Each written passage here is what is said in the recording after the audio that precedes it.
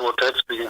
Hello, Ted. This is Jeremy. All right, so a little bit about myself. I've worked at East York Observer as well as Toronto Observer. I've done radio with Vibe 105.5, but right now I'm a Okay. freelance journalist, and for this week, I want to focus on fitness and bodybuilding as a whole.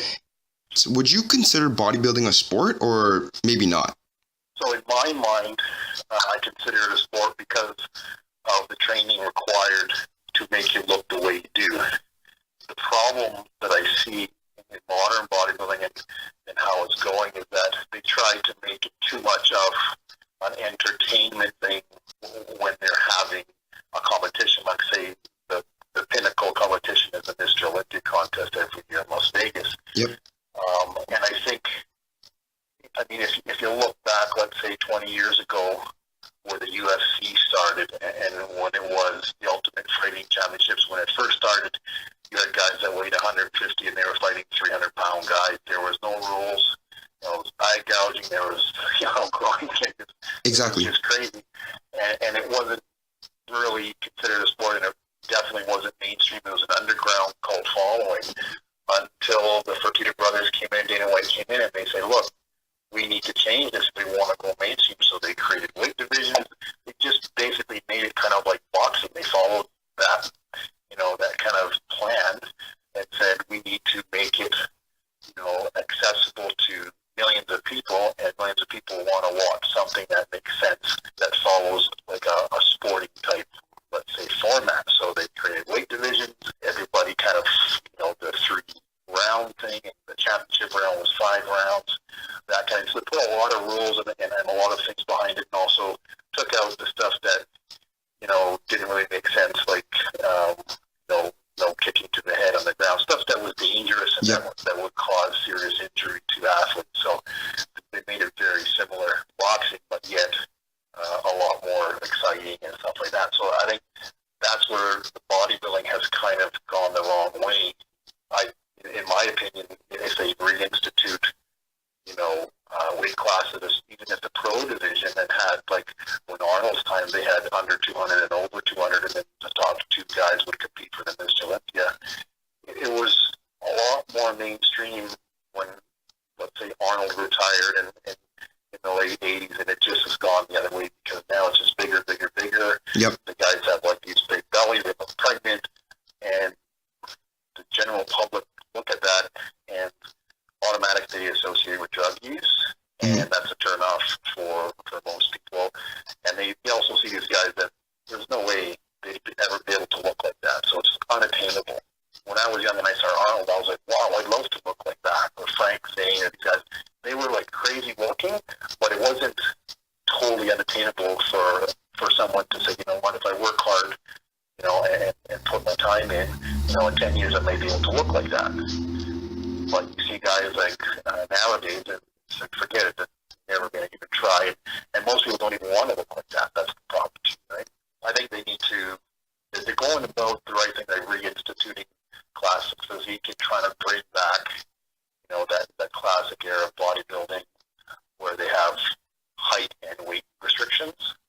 But if they want pro bodybuilding to really change, they'll have to do that at the pro level too, and penalize guys for being too big, and especially in certain areas, like if your waist is too big and stuff like that. So I think this year is probably the best year to watch bodybuilding for the general public and for people, because I'm not sure if you know, there's a gentleman by the name of Kevin Levrone competing in Mr. Olympia, and he's back from the 90s. He was, one of the guys I looked up to and followed back then, and he's in his 50s now, and he's coming back. So it's going to be very interesting to see what he looks like, and if he's going to be competitive, and maybe it will help change the view of people in the sport, for a positive change.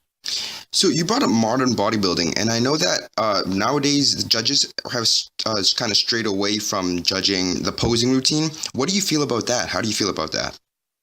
Yeah, I think that's a mistake. I mean, you work hard. Let's say you prepare 4 months for a contest, and you also prepare probably 8 to 10 weeks, maybe even at the same time, working on your posing routine.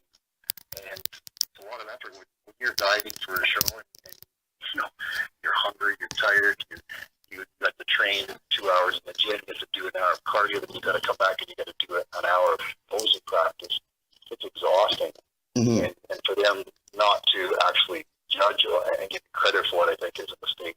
And I think Arnold obviously thought that was a mistake, and they started judging the posing routine in the Arnold Classic. So I think that's going to make a big change, and I think it will filter down to the one year. So nowadays, with all these YouTube fitness celebrities and like bodybuilding posts and blogs and stuff, how is it that coaches and trainers such as yourself still kind of stay alive with like macro coaching and guys who are able to stay behind a computer and send emails, and you guys who have to go into the gym and train people? How do you guys still manage to stay afloat? So a number of reasons. One is the guys that online, the kind of Bostin, Lloyd type guys, that it's a completely different demographic that they're going after. They're going after young males, uneducated, no knowledge of really how to train or nutrition. And these guys like Bostin, they have no knowledge either. It's basically do whatever you think you want to do and take a huge risk and give out bad advice and stuff. But like the demographic following that is what I call the microwave demographic. Is they don't want to spend 10 years in the gym doing things correctly and building a physique. They want to spend 6 months in the gym and look like these guys. So it's how much drugs can I take? What can I do? What shortcut can I take to get there? Like instant microwave. I don't want to, cook things for 20 minutes. I just want to put it in for a minute and be done, and that's it. Mm-hmm. So I don't attempt to go after that demographic. I don't want those guys as clients. Okay. Because they don't listen anyways. And they're going to look on YouTube and find 10 different guys saying 10 different things and say, well, this guy said that. I'm like, you know what? Then go listen to him. Mm-hmm. I train people that are interested in learning something. I think of myself more as an educator than a trainer. Gotcha. Because I always tell my clients, if your trainer or your coach tells you something, make sure he can ask. If you ask the question why, make sure he has an answer for you, and it's a good answer. Mm-hmm. Because most 98% don't have an answer because they don't know. So they're just spewing, hearsay and advice that someone told them, so they told them, and they told them, and then they're just going to regurgitate it. So that happens a lot on the internet, and obviously, the more likes you have, the more people follow. But it's the wrong demographic, and I don't. It doesn't bother me because those guys, they're like hit and miss. They might buy a program once, you never see them again. Mm-hmm. Most of the clients that I have, and I've trained Olympic athletes. We have a girl that's in the Olympics right now that I've trained before. So the London Olympics, I've trained MMA athletes. Mm-hmm. I've trained track people, and not just bodybuilders. So it's like I said, I try to be more of an educator, right? And what I train is I've learned a lot from people that I've worked under and studied, and I believe in a science-based program. So I try to give the best advice and answer the questions that the client always has. And by doing that, I've really never had to market myself or do the whole tons of social media. I get clients just through word of mouth. That's okay. Go on. And that's been hugely successful for us because the more people that you satisfy and help reach their goals, they're going to tell other people, and your reputation speaks for itself, right? So get on the couch and go to sleep. Exactly. So what are your thoughts about all these fads like low carb diet, low fat diets, ketogenic diets, and all these things coming out? What are your views on those? So there'll always be fad stuff because they're designed that way because they're designed to make a quick buck. Mm-hmm. And that's why they'll always be around because 5 years ago they had some diet, and 5 years from now they're going to have the same diet, but they're going to call it a different name. Yep. They're going to call it the South Beach diet or whatever. So they're all going to be around, and because a lot of people, they don't understand nutrition and they want that quick, easy fix, they're going to fall for it. They may lose some pounds or whatever, but they generally stagnate after a week or two and then go off the program, and it doesn't work for them. Or they may lose some weight and then gain a whole lot back because it's very unhealthy and really extremely science and work with the body. So if a certain individual, can get by with eating more carbohydrates, then we let them eat more carbohydrates. We don't, automatically remove all carbohydrates and go to a ketogenic diet. So whatever, the first baseline is, let's see how the person reacts. Let's see how their body adapts to the diet, and then we adjust things from there. And I mean, we always ask our clients to do blood work before. Okay. We ask them to do blood work at the end and compare the two. And every single client, their blood work improves dramatically, and they're much healthier at the end of the diet. Okay. And that's our goal, because we're here to help you reach your goals, but we're not going to sacrifice your health time. That's a huge rule for us, is that we don't do that. So would you say you focus more on like a balanced diet, hitting all the macronutrients, but just kind of lowering calories then? No, I don't count calories at all, because different macronutrients affect, like if you eat, let's say 100 grams of carbs, you're going to get, a lot of insulin release. If you eat 100 grams of protein, you won't. So that means the carbohydrates are going to affect you a lot differently than the protein will. Okay. So you can't just say 100 calories not. And people will try to say and compare it to physics and say energy input, energy output, but the body doesn't. The body is a biological organism. It doesn't work like that. So I don't generally count calories. I count macronutrients. So I know how much protein a person should be taking. If they're a specific weight, say 150, if they're 200 pounds, if they're 250 pounds, then I adjust how much protein they're taking. Then I adjust how much fat they take in, because those are the two essential nutrients. You have essential amino acids and you have essential fatty acids. There's no such thing as essential carbohydrate.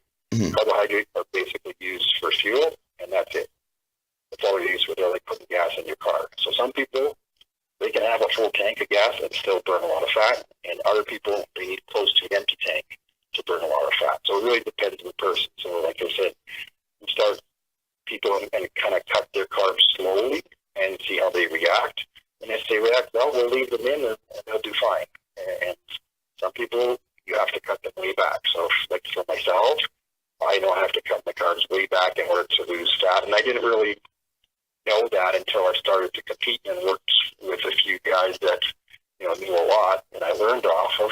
And once I did that, then I did a lot of research and I read a lot of books on dieting and fats and proteins and stuff like that. Once I understood that, then it all made sense, and I could work with other people who had, let's say, different type of needs and responded differently to the different macros. So would you say this whole one calorie is the same as another calorie? This whole thing is just a fad? Yeah, that's really making things super simple. But the body runs and produces hormones and has a lot of hormones acting on each other. So if your thyroid is low, it affects different things, especially in women. If you have low thyroid, you may have low estrogen, you may have progesterone issues, you may have issues like called PCOS. So the body is not in a vacuum where you could say, oh, we'll just reduce 500 calories per week and we'll lose weight. I mean, you can try and do that, but it's not going to work. And it's been proven that you have to control insulin levels, because insulin is a fat storage hormone. And that would be like saying, okay, well, who's going to lose more weight? Someone who, let's say, eats 1,500 calories of protein, or someone who eats 1,500 calories of carbs and no protein. Mm-hmm. That's an easy test you can do, and I guarantee you the person who eats the carbs is not going to lose the weight, because they're basically eating a ton of fuel. And the body doesn't have to burn body fat if it has a ton of fuel in the name of glucose, right? Mm-hmm. So it won't dip into its fat stores because it has a ton of fuel and it's very happy. Whereas if you eat just protein, you have no fuel. The only fuel the body's getting is whatever body fat it has. So it starts to eat your body fat for fuel. Gotcha. So that's simple, right? Mm-hmm. So go on. Sorry. It's not as simple as saying, well, it's physics and it's, comparing it to like a mass of an object or something and saying energy and energy out, that kind of thing. It doesn't work like that. I mean, it seems pretty intuitive to think that the human body is more than just kind of the law of thermodynamics. Like, it's more than that. Yeah, it is, because when you have hormones involved, it's like let's say a radio with a bunch of different dials, like an equalizer, right? Mm-hmm. When you adjust one dial, you have to adjust all the other dials in order to get the sound you want. Because if you increase the bass, maybe now you have to increase your treble slightly. Maybe you have to increase the voice tracking, or what have you. You can't just do one knob and then you're good. Mm-hmm. And that's the way the body works. If you increase in insulin, it affects other hormones and it cascades down. So it affects a bunch of different things. It's not that simple. Gotcha. So as a fan of bodybuilding, I see a lot of professionals nowadays wearing waist trainers and kind of corsets and stuff. What are your views on that? Like, do you think it's helpful, or do you think it could hurt your internal organs, like some people try to say?